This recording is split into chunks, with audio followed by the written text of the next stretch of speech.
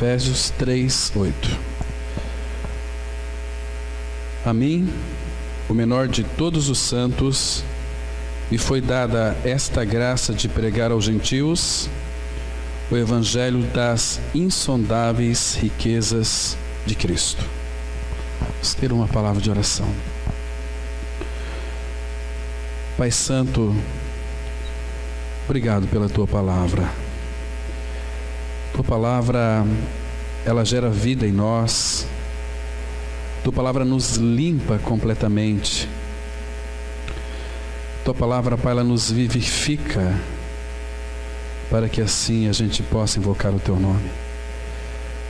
Obrigado, Pai, porque essa palavra gerou vida em nós, a vida do Filho.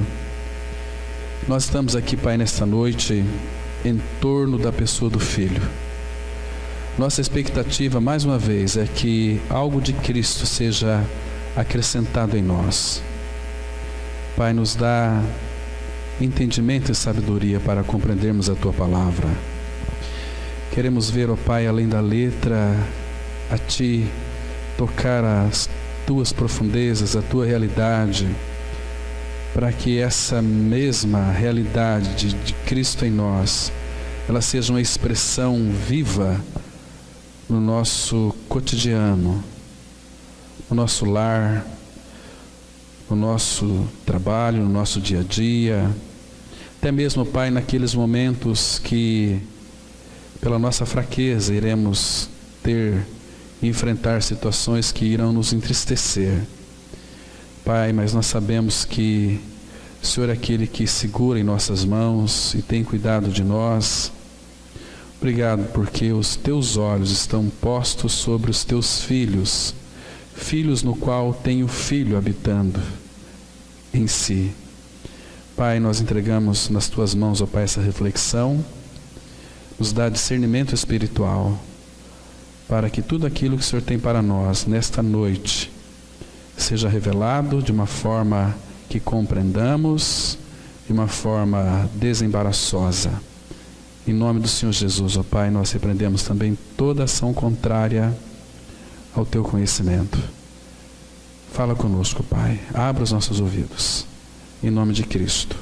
Amém. Irmãos, que nesse momento de reflexão da palavra, as nossas mentes, os nossos corações sejam totalmente tomados pelo Espírito Santo. Que Ele então possa nos dirigir, nos conduzir os nossos corações, nos tocar e falar tão somente de Cristo. É o assunto da nossa reunião. É o assunto que Ele tem para a igreja, é Cristo Jesus. Domingo passado nós tratamos um pouquinho sobre as riquezas insondáveis, então nós pegamos 3 itens ali da terra de Canaã e analisamos. Hoje, enquanto eu estava orando, pedindo para que o Pai então trouxesse uma direção sobre as riquezas insondáveis, Ele nos dirigiu para uma outra direção também que fala dessas riquezas insondáveis. Porque, irmãos, tudo aquilo que o Pai faz para cada um de nós, Ele faz na base da sua riqueza. Nosso Deus e Pai, Ele é muito rico.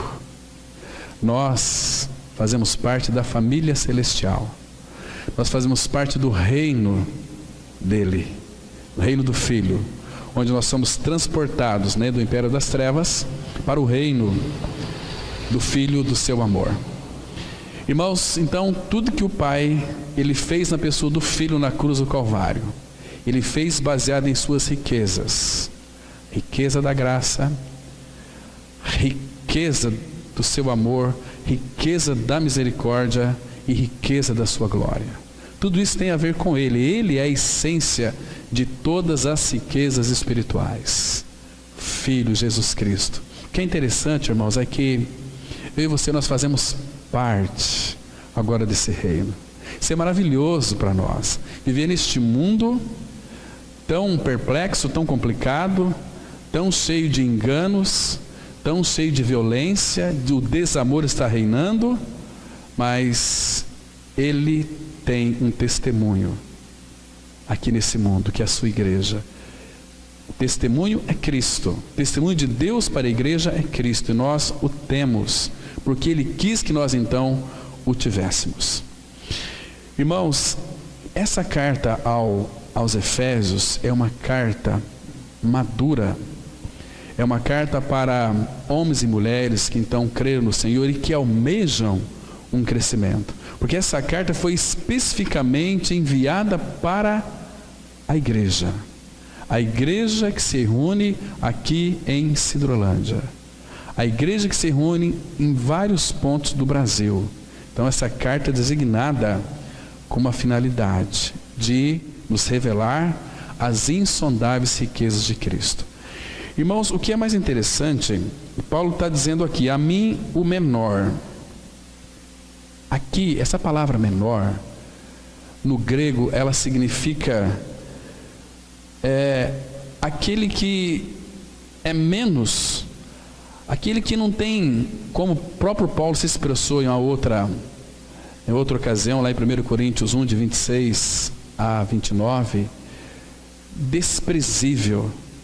Uma palavra que, de fato, como o próprio Senhor, Ele, quando veio este mundo em carne, e muitos, então, o tinham como um homem desprezível.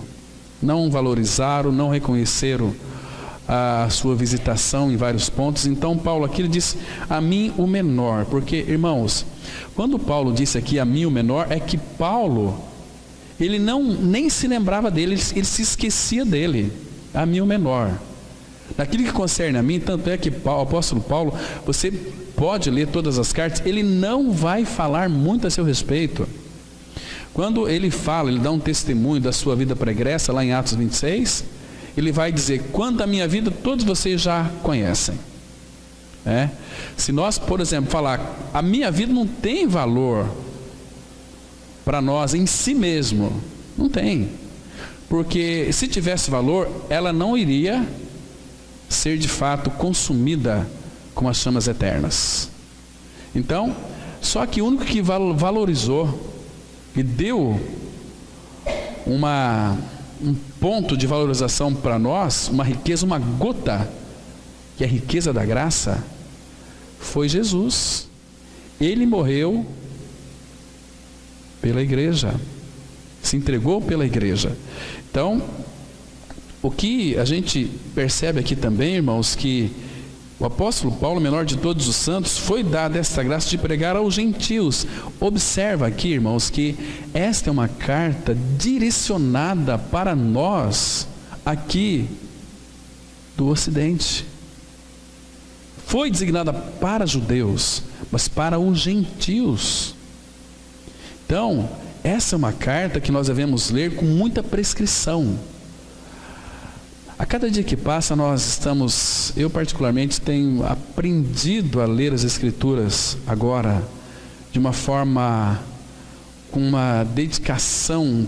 Essa dedicação não é porque de fato eu sou líder da comunidade, eu tenho que saber mais do que os irmãos, não é nada disso. Se for isso, o meu foco está totalmente errado e vocês também estão equivocados comigo.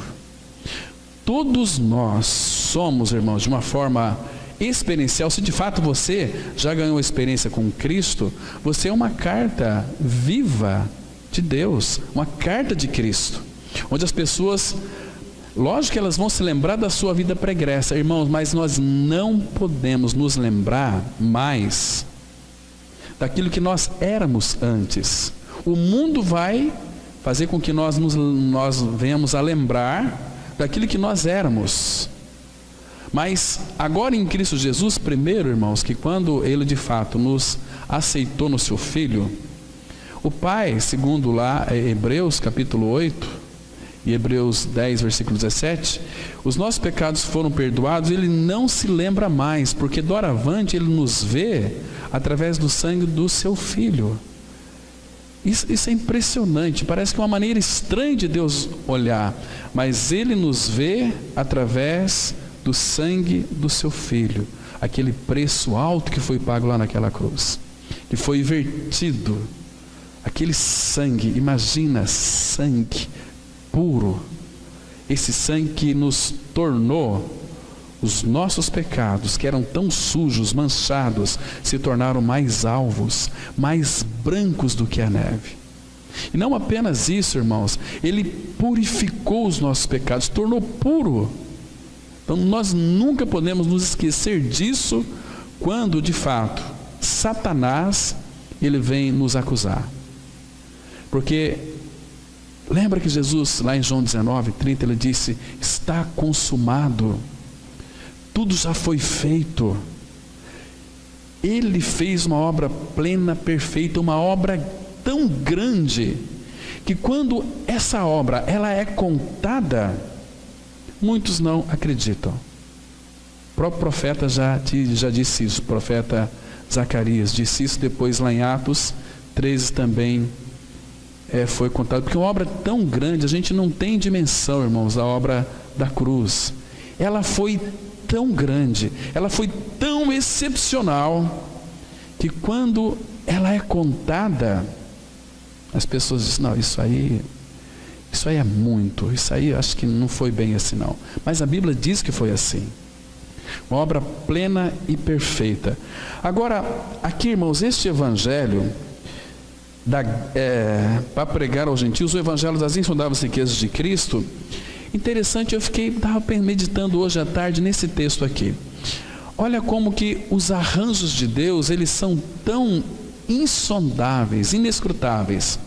O apóstolo Paulo, foi um momento em que ele estava, assim que ele acabou de ouvir uma linda pregação de Estevão, lá em Atos capítulo 7, quando o apóstolo Paulo ouviu aquela mensagem de Atos capítulo 7, ele começou ali a ser trabalhado pelo Espírito Santo, porque o apóstolo Paulo, irmão, ele era um homem religioso, instruído aos pés de Gamaliel. Ele era um homem, vamos dizer, um teólogo dos nossos dias, PhD na lei do Antigo Testamento. Ele sabia absolutamente de tudo, e ele se esforçava para guardar a lei. Mas vejam só que coisa interessante. Quando ele acabou de ouvir Estevão pregar, aquela palavra, como o irmão Luiz colocou muito bem aqui, que perfurou o coração do apóstolo Paulo, porque quando o Espírito Santo começa a fisgar uma pessoa, irmãos, ela esperneia, ela corre para lá, ela quer mostrar. Então a palavra fala que o apóstolo Paulo, assim quando Estevão ele foi apedrejado e morto, a palavra fala ali em Atos que Saulo, ele respirava ameaças de morte, como que um boi bravo, que agora aquela palavra encontrou no coração do apóstolo Paulo uma guarida. Então ele começou ali a fazer com que aquele martelo começasse a esmiuçar aquela pedra. Então quando começa a bater no coração, queridos, quando nós somos confrontados com a palavra de Deus, irmãos, nós ficamos muito irritados, irados. Vocês leiam depois o profeta Jeremias, que vocês vão perceber que na época de Jeremias tinha muitos profetas, falsos profetas, que profetizavam coisas boas, aquilo que o povo queria escutar, mas Deus usava o profeta Jeremias para então proferir palavras que confrontavam o povo.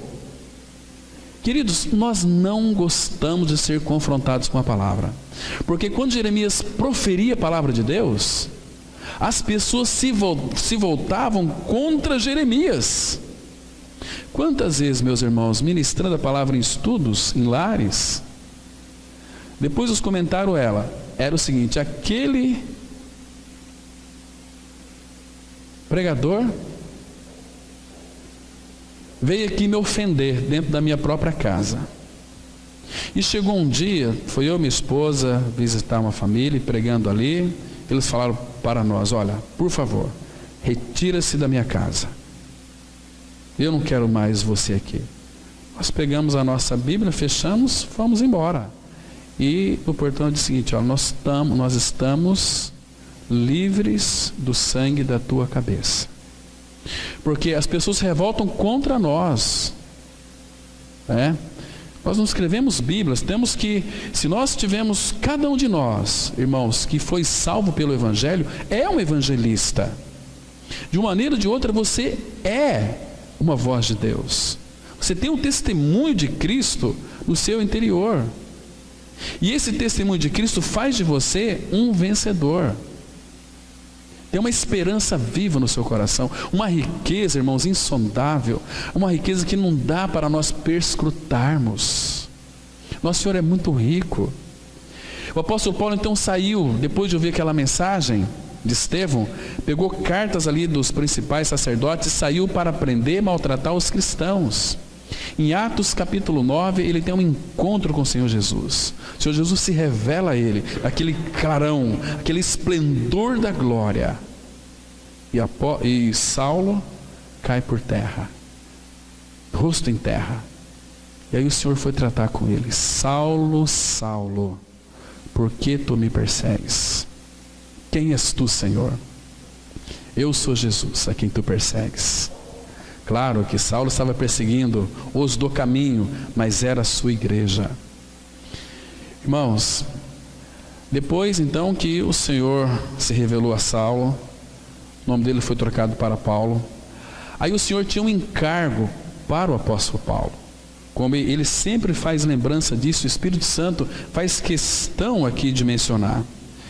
A mim, o menor de todos os santos, me foi dada essa graça de pregar aos gentios. Então, o apóstolo Paulo, em primeiro lugar, ele tinha convicção do seu chamado, do seu encargo. Isso aqui, irmãos, porque muitas vezes nós queremos, às vezes, pregar a palavra, queremos orar, às vezes nós não temos claro a nossa vida, o nosso ministério. E todos os que são membros do corpo de Cristo têm um ministério dado pelo Senhor. Eu tenho convicção do ministério da pregação da palavra, dado pelo Senhor. Era uma pessoa gaga, inexpressiva. Eu nasci numa cidade chamada, quer dizer, não foi numa cidade, vocês acho que nunca ouviram falar em Barreiro. Minha esposa conhece lá. Nunca, aliás, conhece o nome, é bem pertinho de onde ela morava durante muito tempo. Não consta nem no mapa.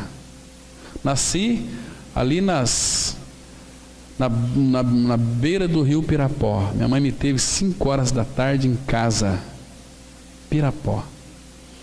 Às vezes eu penso, puxa vida, o que eu estou fazendo aqui em Sidrolândia? Porque o Senhor quer. O encargo dele é que onde quer que eu te mando, irás. E tudo que ordenar para você falar, você dirás. Então, irmãos, ministério da pregação da palavra, eu creio que seja um dos mais perigosos sobre a face da terra. Porque o diabo, ele sempre vai ranger o dente e ele vai querer tirar você de cena. Principalmente aqueles irmãos que têm pregado a palavra. Quando nós vemos aqui o irmão Romeu pregar, quando vemos aqui o Luiz Fontes, puxa, eles viajam para lá e para cá, queridos, vocês não sabem o que tem por detrás. Então, é terrível. Então o apóstolo Paulo, irmãos, quando ele teve esse chamado para pregar aos gentios, ele disse aqui, porque foi o Senhor quem o designou para que pregasse aos gentios, isto é, para nós.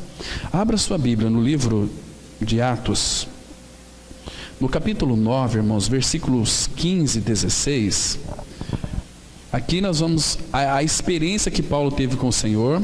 Eu e você, nós somos povo gentios, e Paulo foi chamado com a finalidade de trazer tudo o que é de Cristo para nós, os gentios. Isso aqui deve alegrar muito o nosso coração, porque ele disse assim, olha, depois que ele chamou Ananias para ir lá, olha, a partir do versículo 10, preste atenção, aqui Paulo estava cego ainda, e aí no versículo 10 ele diz assim, ora, havia em Damasco um discípulo chamado Ananias, disse-lhe o Senhor numa visão, Ananias, ao que respondeu, eis-me aqui, Senhor. Irmãos, olha a prontidão dos servos do Senhor. Eles, em primeiro lugar, têm um ouvido sensível à voz do Espírito. Ananias, eis-me aqui, Senhor. Não é assim, o que eu tenho que fazer? Porque, irmãos, nós somos tão habituados em trabalhar, em querer fazer coisa. Quando nós nascemos de novo, nós queremos fazer também. Por isso que nós fazemos tantas coisas desordenadas, sem a orientação do Espírito do Senhor. E eu creio, irmãos, que se os irmãos que estão aqui se todos nós juntos buscarmos o Senhor, Deus vai levantar nessa comunidade muitos ministérios. Pregação da palavra, oração. Queridos, e conforme nós vamos amadurecendo, uma coisa que não pode existir no nosso meio é ciúmes. Olha como o irmão está crescendo e eu aqui não, né? Primeiro que na pregação da palavra, irmãos, se você ler 1 e 2 Timóteo, você veja ali como é que Paulo trata com Timóteo, mostrando para ele qual deve ser o procedimento de um homem que tem ministério diante da igreja dado pelo Senhor. Em primeiro lugar, temos que ser exemplo dos fiéis na palavra, no trato, na esperança, na fé, no amor. Ser exemplo, para ser como disse Paulo, sede meus imitadores, como eu sou de Cristo. Será que quem de nós aqui levantaria o dedo e poderia dizer, sede meus imitadores, como eu sou de Cristo? Então, irmãos, os irmãos e as irmãs que têm um encargo diante do Senhor para ministrar a palavra, têm que ser exemplos. Temos que ter horário para chegarmos nas reuniões. Qual é a minha confiabilidade, irmão, se eu estou numa comunidade? Porque eu frequentei muitos anos bancos onde a igreja se reunia. Às vezes os líderes chegavam atrasados, 5, 6 minutos. Como que eu posso confiar numa pessoa dessa, que não tem responsabilidade? Isso é diante do Senhor, irmãos. Nós somos muito relapsos. Nós temos dificuldade, porque, irmãos, outra coisa que é importante, oração também é uma luta. É uma luta. Quem aqui, neste auditório, Deus pode contar para orar? Orar por quê? Às vezes as nossas reuniões de oração tem coisas que nós deveríamos orar em casa, nós vemos para orar aqui. Senhor, abençoa lá a minha casa, abençoa. Não, isso não é. A nossa reunião de oração, ela perde totalmente o seu sentido. Temos que orar buscando a direção de Deus para a comunidade. Às vezes nós vamos para o templo, às vezes para orar sobre determinadas coisas, só para ouvir o amém lá do irmão. Mas as orações não podem ser voltadas para as nossas necessidades, porque, irmãos, não tem nenhum sentido nós, nas reuniões das nossas de oração, nós orarmos pelas nossas necessidades. Isso é um absurdo, porque Deus em Cristo disse que supriria cada uma de nossas necessidades. Então vamos colocar a nossa necessidade diante do Pai. Ele sabe do que vocês precisam. Não precisa orar. Aí é uma questão de dar graças a Deus. Senão não teria sentido aquilo que Jesus disse lá em Mateus 6. Não vos preocupeis pelo que haveis de comer, beber e vestir. Você tem uma necessidade mais do que essa? Comer, beber e vestir? O que você precisa mais do que isso? Aí já entra em outro aspecto. Não, a minha necessidade é ter uma Land Rover. Aí é desejo do seu coração. Porque as necessidades, sejam elas físicas, emocionais e espirituais, Deus em Cristo, lá entra a questão da riqueza. Segundo a sua glória, há de suprir em Cristo cada uma de vossas necessidades. Por isso que Paulo fala, não andeis ansiosos de coisa alguma. Mas eu acho, irmãos, incrível que essa disposição. Ananias, ao que respondeu, eis-me aqui, Senhor. Admirado, porque agora ele então poderia ser usado pelo Senhor. Então, por causa desse eis-me aqui, Senhor, então o Senhor lhe ordenou, dispõe-te e vai à rua que se chama direita e na casa de Judas e procura por Saulo, apelidado de Tarso, pois ele está orando. E viu entrar um homem chamado Ananias, impor-lhe as mãos para que recuperasse a vista. Ananias, porém, respondeu. Olha aqui, Ananias agora está ensinando o Senhor a ser Deus. Ananias respondeu: Senhor, eu quero informar pelo Senhor aqui, deixa eu parafrasear esse versículo. Senhor, eu quero informar o Senhor, talvez o Senhor não saiba, que eu tenho ouvido a respeito desse homem, desse Saulo aí, Senhor. Quantos males ele tem feito a teus santos em Jerusalém, e para que trouxe a autorização dos principais sacerdotes para prender a todos que invocam o teu nome. O senhor está me entendendo? O senhor estou falando aqui, queridos, que coisa mais tola. Às vezes nós também somos tão tolinhos, nós queremos informar o Senhor daquilo que ele já sabe. Mas o Senhor nem respondeu nada, mas ele disse aqui uma coisa interessante. Mas o Senhor lhe disse: vai, porque este Saulo é para mim um instrumento escolhido para levar o meu nome perante os gentios. Está vendo aqui? Perante os gentios e reis, bem como perante os filhos de Israel. Aí o assunto, ponto e vírgula, está dizendo que o assunto continua ainda. Pois eu lhe mostrarei quanto lhe importa sofrer pelo meu nome. Está vendo? Irmãos, às vezes nós temos uma tendência, de achar que a vida cristã é uma vida de mar de rosas. Nós somos sim inundados pelas riquezas insondáveis de Cristo, porque, irmãos, toda riqueza está em Cristo e Cristo está em nós. Não dá para nós perscrutarmos as suas riquezas, mas por causa de Cristo, como o irmão disse aqui na abertura, muitas vezes nós vamos sofrer por causa dele, por causa do testemunho dele em nós. O Senhor Jesus já nos advertiu: se odiaram a mim, vão odiar vocês também. Se perseguiram a mim, perseguirão vocês também. Agora, por causa da vida de Cristo em nós, nós podemos, irmão, passar pela tribulação de uma forma que venhamos a glorificar o nome dele nas nossas vidas, passando pela prova, dando glória a Deus. Isso é precioso, isso encanta o Senhor. Porque, irmãos, não vai pensar que o Senhor vai ficar indiferente com as nossas tribulações. Ele é bem presente nas tribulações, Ele é bem presente na angústia, Ele sofre junto, Ele pega firme conosco.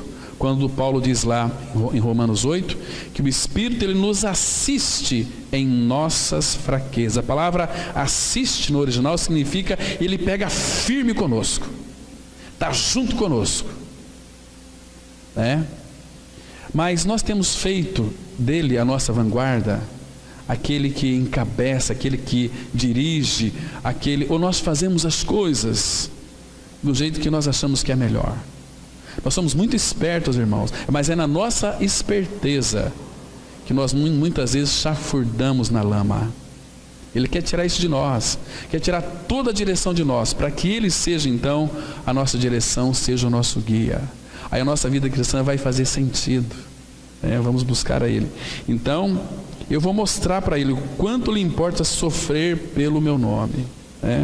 Mas então Paulo aqui foi chamado para pregar para os gentios. Então o apóstolo Paulo, ele entendeu aqui, irmãos, perfeitamente o seu chamado, a sua vocação, o seu encargo diante do Senhor, que era pregar para nós, os gentios. Então ele começa dizendo algo maravilhoso. Vamos voltar lá para Efésios 3. Efésios capítulo 3, que nós estamos considerando aqui. Ele começa a dizer algo para nós muito especial. Olha aqui, amados, a partir do verso 1. E já nós vamos ver um pouco dessas riquezas insondáveis, que são tantas, irmãos, que não dá para a gente... Se elas são insondáveis, não dá para nós sondarmos. Mas tudo isso, essas riquezas insondáveis, é para mim e para você. Para nos apropriarmos dela. Olha como é que ele começa dizendo aqui no capítulo 3, verso 1. Por esta causa eu, Paulo, sou o prisioneiro de Cristo Jesus. Essa palavra aqui, prisioneiro, é escravo, é servo. Ele está dizendo aqui, ele é um servo por amor a Cristo. sendo ele escravo por amor a Cristo, prisioneiro de Cristo, irmãos, enquanto nós não tivermos um coração cativo pelo Senhor, nosso cristianismo ele vai ser um pouco como que desalinhado. Nós vamos nos encantar com pouca coisa, né? Ele quer mostrar a nós quem Ele é, Ele quer que nós conheçamos. Imagina só, irmão, se nós vivêssemos uma vida derramada, devotada aos pés do Senhor, onde o Espírito Santo pudesse então exercer o seu ministério de falar de Cristo para nós, de tudo aquilo que Ele é e fez, de testemunhar de Cristo para nós. Mas sabe por que muitas vezes nós ficamos patinando? É que o Espírito Santo perde muito tempo conosco, nos corrigindo, tentando alinhar a nossa vida. Olha, como que seria mais fácil para nós crescermos se as nossas orações fossem assim: Senhor, corrige-me, corrija a minha vida, veja onde está as deficiências, mostre. Eu quero que tu me faças ver como tu me vê. Você teria coragem de fazer essa oração, irmão? E se Ele mostrar, você levar tudo aquilo que você viu que é horrível em nós. Irmãos, nós temos muitas coisas mascaradas dentro de nós, que o Senhor conhece. Ele quer tratar conosco, Ele quer tirar a máscara que envolve o nosso rosto. Nós temos uma máscara no nosso trabalho, nós temos uma máscara quando nos reunimos como igreja, nós temos uma máscara com os nossos amigos, mas Ele quer falar assim: olha, tira essa máscara, eu quero que você seja o que você é, no seu lar, no seu trabalho, na igreja. Nós não temos que fingir, irmãos, não temos que ser melhor do que os outros. A nossa obrigação, o imperativo para cada um de nós é: amai-vos uns aos outros como eu vos amei. Irmãos, amai-vos uns aos outros. Será que isso tem sido uma realidade na nossa vida? Como é que nós vamos amar os nossos irmãos se nós não temos prazer de estar com eles? Nós queremos amar pessoas amáveis. Queridos, mas o que é a igreja? A igreja é a noiva de Cristo. A igreja ela é linda, ela é maravilhosa. Quando você começa a amar o irmão ou a irmã, que você tem dificuldade de amar essa pessoa, sabe o que vai acontecer? Você vai pensar assim: olha, puxa vida, aquela pessoa melhorou muito, melhorou demais. À primeira vez, quando nós nos deparamos com o irmão, nós já fazemos um julgamento pela aparência. Mas quando nós conhecemos aquele irmão, começamos a amar aquele irmão, não é que ele mudou, ele é ele mesmo, mas só que nós achamos que ele mudou, porque nós começamos a amar, e o amor começa a cobrir multidão de erros, de pecados, Então isso é tão precioso para nós. Então Paulo aqui, irmãos, ele era um cativo do Senhor, nunca contra a sua vontade. Ele era um prisioneiro de Cristo, mas porque ele voluntariamente disse o seguinte: Senhor, eu quero ser um cativo teu. Era como que Paulo, quando ele creu na sua morte e ressurreição em Cristo, quando ele creu no Senhor, ganhou uma experiência real com Cristo, ele foi liberto. Agora Paulo, sabe o que ele fez com a liberdade dele? Ele pegou a liberdade dele e colocou aos pés de Cristo. Falou: Senhor, eu não quero a minha alforria, eu não sei o que fazer com a minha liberdade, então eu pego a minha liberdade e coloco aos teus pés. Irmão, você quer experimentar a verdadeira liberdade? Pegue a tua liberdade, coloca aos pés de Cristo. Senhor, eu não quero ser um liberto, eu quero ser um prisioneiro teu, porque eu te amo, e eu não sei ficar longe de você, porque a liberdade que tu me deste, eu não sei o que fazer com ela. Então eu a devolvo diante do Senhor, para que eu faça a tua vontade. Aí aquilo que diz em Apocalipse: os seguidores do Cordeiro, segui-o por onde quer que ele vá, porque eu sou cativo dele, do meu Senhor. Irmãos, muitos não sabem o que fazer com a sua liberdade, não sabe o que fazer. Por exemplo, deixa eu citar para vocês um exemplo aqui. Quando uma mulher está casada durante muito tempo, quando o marido morre, ela não sabe o que fazer. Puxa vida, o que eu faço agora na minha vida? Como é que vai ser? Ela fica perdida.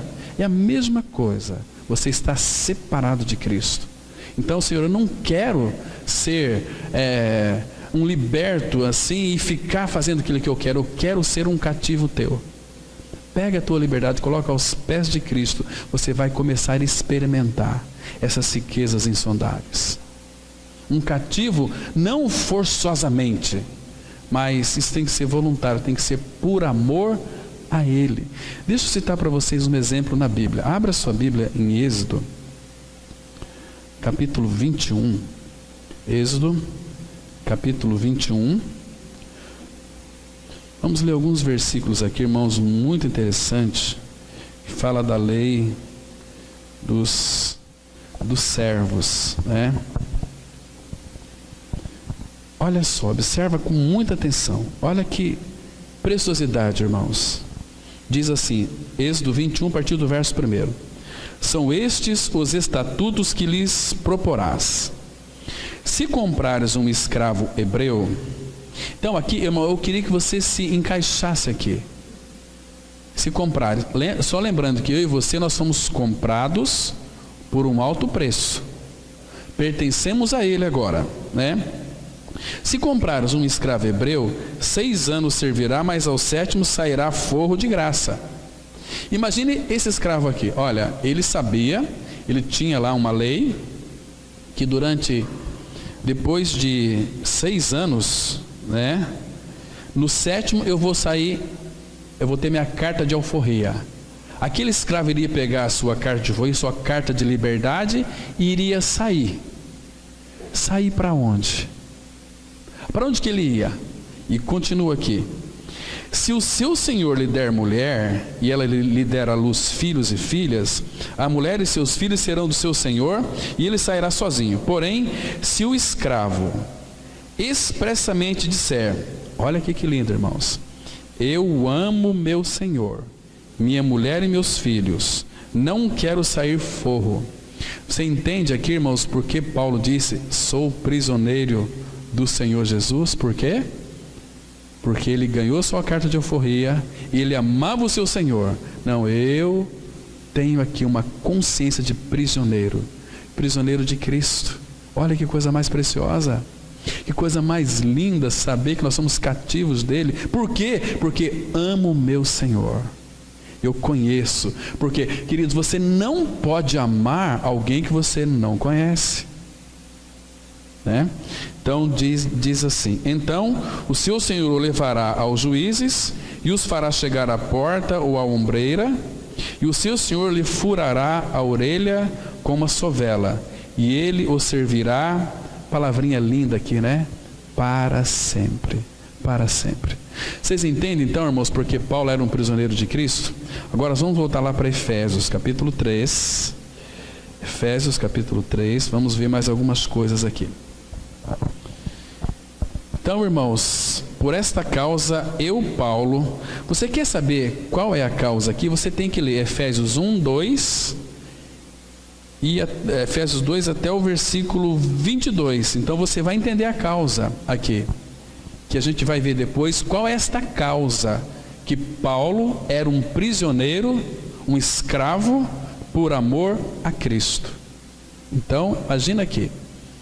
Por isso que o Senhor pegava Paulo, trazia para lá, pegava Paulo, trazia para cá, mandava Paulo para lá. Às vezes Paulo queria ir para Antioquia, o Senhor falava, não, é por aqui que você vai. Mas, irmãos, nunca foi contra a vontade de Paulo. Nunca foi contra a vontade dele. Ele era um escravo por amor. Então, se ele amava o seu Senhor, ele poderia ser um prisioneiro, um cativo de Cristo. Irmãos, e o que nós precisamos é ter um coração conquistado pelo Senhor, um coração que o adore, que o ame, que o louve, um coração totalmente derramado aos pés dele. Entende, irmãos? E ele fala assim, por essa causa eu, Paulo, sou prisioneiro de Cristo Jesus, por amor de vós, gentios. Agora veja aqui, irmãos, que coisa interessante. Se é que tendes ouvido a respeito da dispensação da graça de Deus a mim confiada para vós outros. Então, queridos, essa carta aqui, ela é tão preciosa, porque, irmãos, essa palavra aqui, dispensação, ela significa no original mordomia, mordomia de todas as bênçãos administradas pelo Senhor. Então Paulo, ele era um dispenseiro da graça de Deus. Então a dispensa de Deus, ela é uma dispensa infinita. Então se nós lermos essas cartas aqui, irmãos, de Paulo, principalmente Efésios, Colossenses, são cartas que se completam, nós vamos ganhar muito, vamos ser muito enriquecidos, mas você tem que pagar o preço, é de lê-las, joelhos, oração, rogando com lágrimas, buscando o Senhor. Senhor, eu quero, porque, irmãos, a revelação não vai cair no teu colo, você precisa de buscar, e ele sempre enfatiza, buscar-me-eis, não é para buscar de qualquer maneira, e vocês vão me achar, quando me buscardes de todo o vosso coração. O que é buscar o Senhor de todo o vosso coração? Às vezes, esses versículos tornam para nós jargões religiosos. Às vezes a pessoa fala assim, olha, buscar-me-eis e me achareis, quando me buscar de todo o vosso coração. Mas o que é buscar o Senhor de todo o vosso coração? Coração diz respeito a quê? O que é o coração, irmãos? Toda a nossa vontade, todas as nossas emoções, toda a vossa alma, aquela mesma, amará o Senhor teu Deus, todo o vosso coração, toda a tua alma, todo o teu esforço. Então, queridos, nós temos buscado o Senhor com toda a nossa vontade. Irmãos, o dia que nós buscarmos o Senhor de todo o nosso coração, sabe o que vai acontecer? Se todos nós aqui buscarmos o Senhor com toda a nossa vontade, com toda a nossa emoção, sabe o que vai acontecer nas nossas reuniões? Vai haver avivamento, vai haver a manifestação do Espírito de Deus, e vai haver, irmãos, um reboliço muito grande, vai haver uma edificação da igreja. Nós sempre vamos ter algo para falar uns para com os outros. Acabou nossa reunião, qual que é o nosso assunto? É Cristo? Qual que é o nosso assunto? Qual que é a última? O que nós falamos? Sabe por que nós não falamos de Cristo? Se o nosso assunto não é Cristo um para com os outros, aquilo que você fala é aquilo que o seu coração está cheio. Você não tem buscado o Senhor de todo o vosso coração. Então buscar o Senhor de todo o vosso coração é com toda a tua vontade. Se toda a minha vontade está nele, eu não tenho vontade mais para nada. Mais para nada. Para ele. Vontade é um assunto muito sério. Aí nós podemos orar aquela oração do Pai Nosso sem hipocrisia. Seja feita a tua vontade, assim na terra como no céu. Mas aqui, nossa vontade tem que ser feita. Eu penso assim, eu discordo disso, discordo com aquilo. Às vezes, irmão, nós discordamos contra a própria palavra. Entende? Nós queremos fazer para prevalecer a nossa própria vontade. Irmãos, então, essa carta aqui aos Efésios, ela já começa descrevendo as riquezas dessas bênçãos. Volta aí no capítulo 1 de Efésios, vamos ver um pouquinho dessas bênçãos aqui, preciosas, né? São bênçãos que nós já temos em Cristo. Então, capítulo 1, versículo 3, a palavra começa descrevendo o seguinte, olha, bendito o Deus e Pai. Irmãos, você nunca se distraia dessas verdades. Deus, o nosso Pai, Ele é Deus. Começa a meditar. Quem é Deus? Ele está em todos os lugares. Ele sonda e esquadrinha os corações. Coração de todos os homens estão nu e patentes aos olhos daquele a quem temos que prestar contas. Um dia eu e você vai prestar contas, porque está escrito. Muito bem, Deus, e também Ele é Pai. Pai, essa palavra Pai, ela é tão doce. Irmãos, nós somos chamados para uma intimidade com o Pai.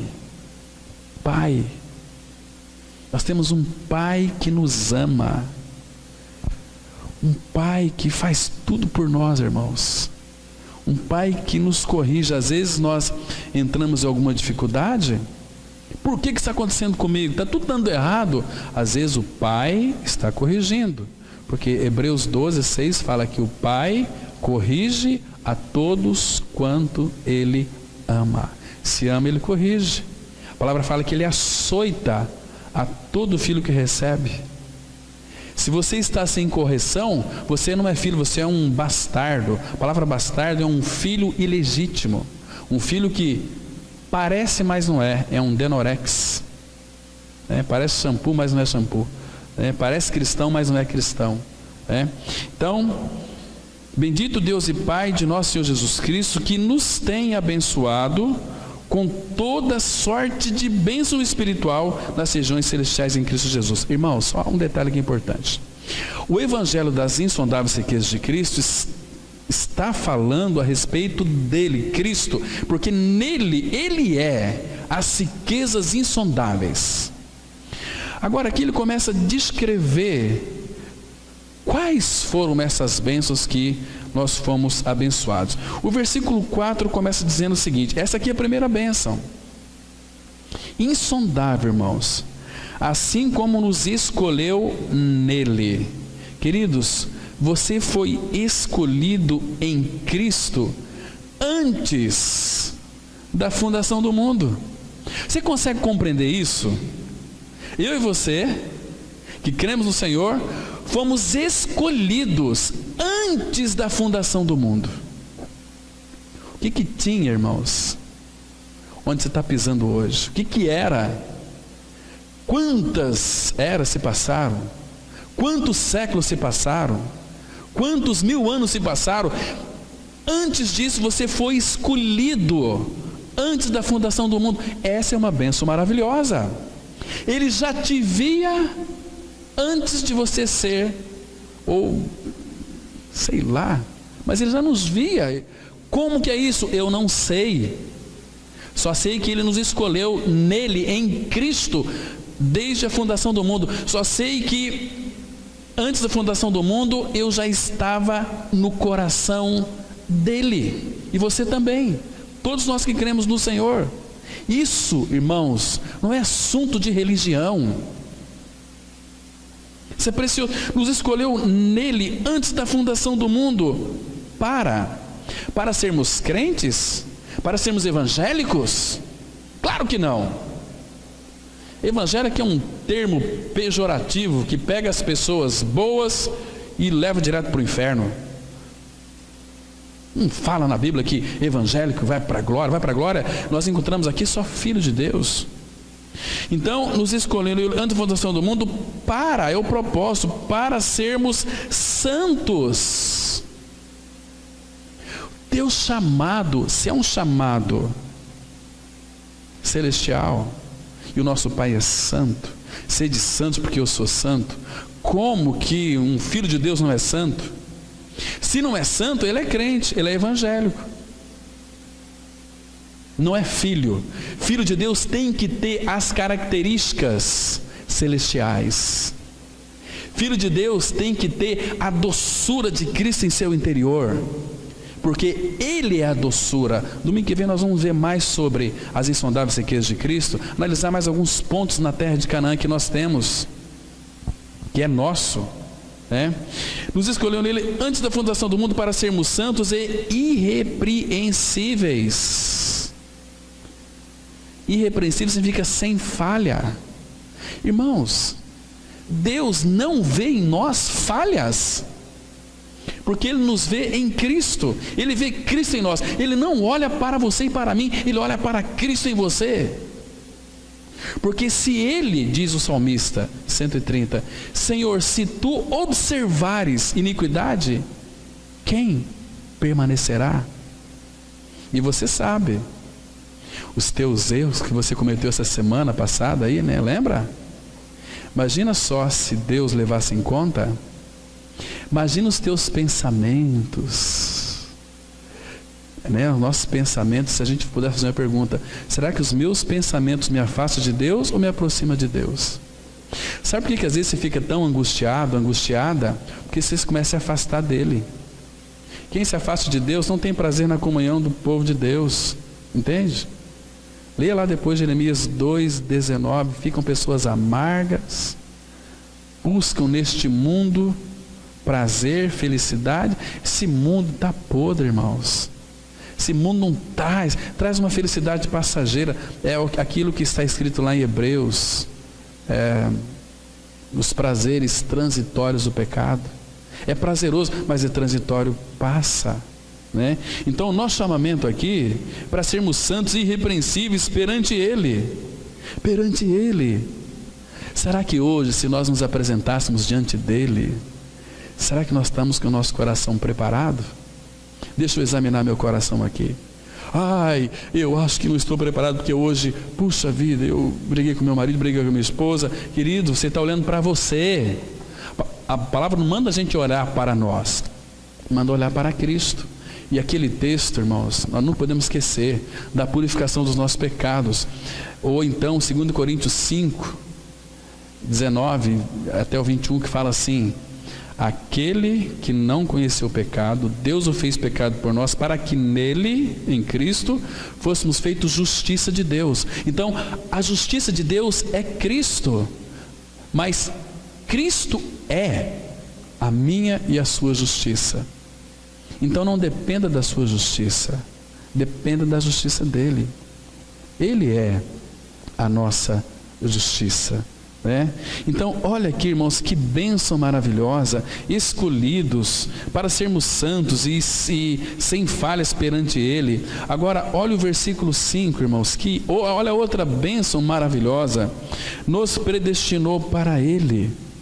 A palavra aqui, Ele nos predestinou para Ele, para o Filho, para sermos parecidos com seu Filho. Romanos 8:29 vai dizer que nos predestinou para sermos conformes à imagem do seu Filho Jesus Cristo. Predestinou para Ele. Olha outra bênção aqui: para a adoção de filhos por meio de Jesus Cristo. Porque se não for por meio de Jesus Cristo, tem muita gente que está buscando Deus. Vamos lá, vamos buscar Deus lá na igreja, vamos buscar Deus. Queridos, você vai buscar Deus, você vai morrer, vai para o inferno, você nunca vai ser buscado por Ele. Porque, irmãos, sem Cristo, você nunca vai ao Pai. João 14:6 fala: Jesus disse: sou o caminho, a verdade e a vida, ninguém vem ao Pai senão por mim. Então aqui, essa bênção maravilhosa, a adoção de filhos por meio de Jesus Cristo, segundo o beneplácito de sua vontade. A palavra beneplácito aqui, irmãos, ela significa bom prazer de Deus. Ele teve um bom prazer quando lhe chamou. Pensou? Ele olhou para você antes da fundação do mundo, não sei porquê, mas segundo o seu bom prazer da sua vontade, Ele teve vontade em lhe salvar. Eu e você, nós nunca tivemos vontade de sermos salvos. Então, irmão aqui, ele sabe disso. A gente caminha já com o irmão mais de um ano, né? E convidando para poder participar das reuniões, e pregando, convidando, aí nos frustra. Mas se fosse para ir numa igreja evangélica, numa reunião de crentes assim, né? Onde doutrina, isso aqui, sem a centralidade de Cristo, já iria há muito tempo. Mas quando é para ouvir a palavra, ninguém tem prazer. O mundo não tem prazer em ouvir a verdade da palavra. O mundo não quer ser curado. O mundo deseja ir para o inferno. O mundo deseja ser enganado. Abre Jeremias, deixa marcado aqui, por favor, Jeremias capítulo 5, versículo 31. Jeremias capítulo 5, versículo 31. Veja que o que o mundo gosta, veja que o que o mundo quer. Jeremias 5,31, a palavra de Deus, ela diz assim: os profetas profetizam falsamente, e os sacerdotes dominam de mão dadas com eles. Olha que coisa mais terrível, irmãos, que coisa mais triste. Os profetas profetizando falsamente, os sacerdotes também dominam de mão dadas com eles. E agora, olha aqui: e é o que deseja o meu povo. Profecias falsas. O povo gosta disso. Olha, Deus mandou te dizer. Os crentes gostam disso. Os evangélicos gostam disso. Né? Então, domínio de bondade. É o que deseja o meu povo. Agora aqui ele faz uma pergunta. Porém, que fareis quando estas coisas chegarem ao seu fim? Que fareis? Lembra que Jesus Cristo disse desses falsos profetas? E quem deu ouvido a esses falsos profetas também? Mateus 7, 22 diz assim, Jesus fala assim: muitos naquele dia hão de dizer-me: Senhor, porventura não temos nós profetizado em teu nome? E em teu nome não expelimos demônios? E em teu nome não fizemos muitos milagres? Fizeram em nome de Jesus. Mas ele fala no versículo 23: apartai-vos de mim, vós que praticais a iniquidade, nunca vos conheci. Vocês nunca tiveram ou nunca quiseram ter um relacionamento comigo, apesar daquilo que eu fiz. Vocês quiseram reteté, sapatinho de fogo, uma série de emoção pura, Quer viver uma vida assim de emoção? Vai torcer para um time, para o Flamengo, que você vai assim, ser muito mais feliz. Emoção, você chora, ali você esperneia, aquela emoção. Olha, queridos, imagina um estádio de futebol, 70 mil pessoas, e a maioria daquele time lá, vamos colocar aqui, situação hipotética, Flamengo, quando faz o gol, queridos, eu sei o que é isso. Pessoas se arrepiam, e choram, e esperneiam, e se extravasa. Assim, qual a diferença de um estádio de futebol e uma religião evangélica? Sem a centralidade de Cristo? Nenhuma.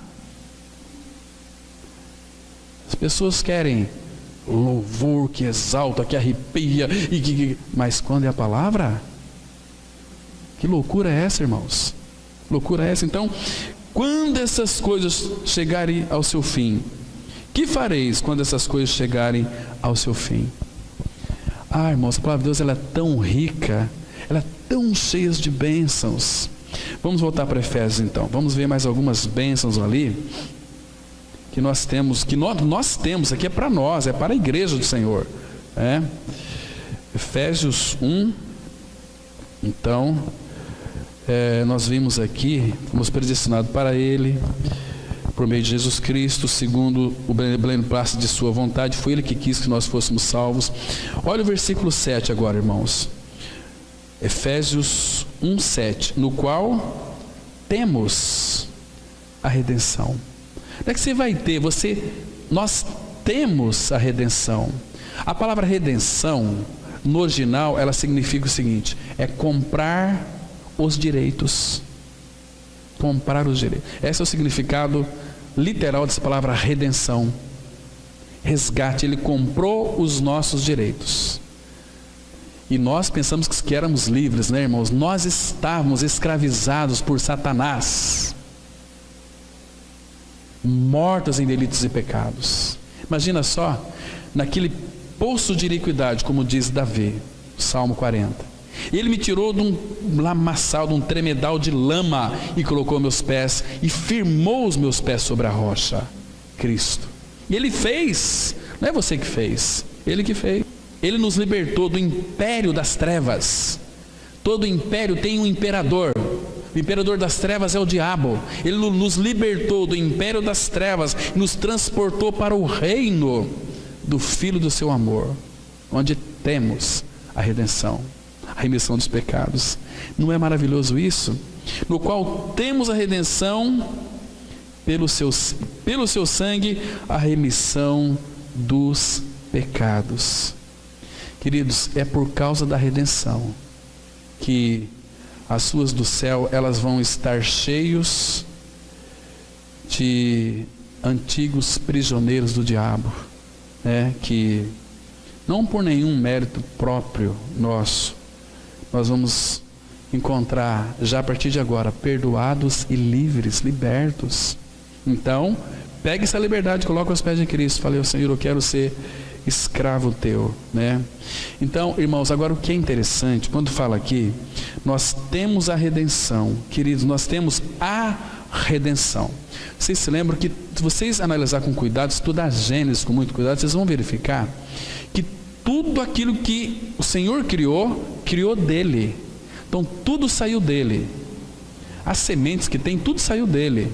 Então, se ele fala aqui que nós temos a redenção, queridos, de onde que veio essa redenção? Quem fez essa redenção, irmãos? A redenção é ele. Quer ver? Abra um texto, nós já estamos encerrando. Vamos dar continuidade no próximo domingo. Mateus capítulo 20, versículo 28. Mateus 20, versículo 28. Ah, irmãos, isso aqui deve encantar o nosso coração. Encantar de uma maneira bastante maravilhosa, gloriosa, graciosa. Irmãos, eu estou introduzindo apenas, nem já foi 1 hora. Então diz assim a palavra, olha, Mateus 20, versículo 28. Tal como o Filho do Homem, que não veio para ser servido, mas para servir e dar a sua vida em resgate por muitos. Ele é a nossa redenção. Ele realizou a redenção, porque se ele realizou, ele é quem realizou. Ele é a redenção, minha e sua. Que maravilha é isso, irmãos. Que precioso é isso. Ah, irmãos, como nós temos que amar o nosso Senhor. Então Jesus foi o preço dessa redenção. E o que mais temos em Efésios 7? A palavra fala que pelo seu sangue a remissão dos pecados. A remissão dos pecados pelo seu sangue. A palavra vai dizer em Hebreus 9, 22, que todas as coisas segundo a lei se purificam com sangue, e sem derramamento de sangue não há remissão. Mais uma vez, foi o sangue precioso do Cordeiro que foi vertido ali naquela cruz. Irmão, você já parou para pensar qual é o valor que nós temos dado pelo sangue? Qual o valor? E as Escrituras, elas apresentam o sangue de Cristo como infinito preço de transação que envolveu a minha e a sua redenção. Que lindo que é isso, né? Então vamos ler só mais 2 textos, nós vamos encerrar aqui. 1 Coríntios 6, versículo 20. 1 Coríntios 6, verso 20, diz assim, naquilo que concerne ao sangue de Cristo. 1 Coríntios 6, 20, a palavra de Deus diz assim: porque fostes comprados por preço. Não significa que você e eu valemos alguma coisa. O preço aqui não é às vezes a pessoa fala, nós temos valor, temos né? Eu e você, nós somos comprados por preço. Que preço que é esse? Será que é o meu e o seu preço? Fomos comprados por preço. Ele fala e pagou o preço, mas o preço é Ele. Fostes comprados por preço. Preço. Quer ver aqui qual foi esse preço? Abre em 1 Pedro, capítulo 1, a partir do verso 18. 1 Pedro 1, versículo 18. Presta atenção aqui, irmãos. Olha que preciosidade. Então a palavra ela diz assim, 1 Pedro 1, 18. Sabendo que não foi mediante coisas corruptíveis, como prata ou ouro, que fostes resgatados do vosso fútil procedimento que vossos pais vos legaram, mas pelo precioso sangue, como de cordeiro sem defeito e sem mácula, o sangue de Cristo. que foi vertido na cruz para que seu e o meu pecado fosse purificado, perdoado, foi o sangue de Cristo. Sangue de Cristo. Olha só aqui. Quando fala aqui, mas pelo precioso, porque é um preço, irmãos, não dá para a gente mensurar o tamanho desse preço aqui. Precioso sangue de Cristo sem mácula, cordeiro sem defeito, sem mácula, o sangue de Cristo. Olha o 20. Conhecido como efeito antes da fundação do mundo, porém manifestado no fim dos tempos, olha aqui, por amor a você e a mim, por amor a vós. Nunca é pela dor. Tem uns cabeça dura falando que é pela dor. Não é pela dor, é sempre por amor. E o versículo 21, que por meio dele, do sangue de Cristo, tendes fé em Deus, o qual o ressuscitou dentre os mortos e lhe deu glória, de sorte que a vossa fé e esperança estejam em Deus. Está vendo? Este sangue, irmãos, nos aproxima dele. O irmão leu aqui muito bem no início. Justificados, pois, mediante a fé, temos paz com Deus. Mas para que essa justificação fosse realizada, teria que haver, e houve o derramamento do precioso sangue de Cristo. Imagina só, irmãos, quando esse sangue, nós não damos muito valor para o sangue, porque o sangue tem valor para o Pai, para Deus. Lá em Êxodo 12, verso 13, quando Deus disse que iria matar todos os primogênitos, lembra? Mandou colocar sangue na verga da porta. Deus não estava nem preocupado se lá dentro tinha uma prostituta, tinha um assassino, um estuprador, um ladrão, não se importava. A palavra de Deus, ela diz assim, olha, quando eu vir o sangue, passarei por vós. Ah, irmãos, entende? Você foi aceito pelo sangue de Cristo, vertido naquela cruz, pelo próprio Senhor Jesus. O Pai lhe aceita no Filho, nunca fora do Filho. Então, irmãos, semana que vem, se o Pai assim permitir, nós vamos voltar aqui sobre esse assunto tão proeminente, que nós vamos enriquecer mais e mais com o nosso Senhor, por tudo aquilo que Ele é e fez por amor a mim e a você. Amém. Pai, graças te damos pela Tua palavra tão esclarecedora, tão rica. Obrigado, Pai, porque tudo que o Senhor fez por cada um de nós, o Senhor fez por amor. O Senhor fez, ó Pai, o Senhor é um Pai tão rico.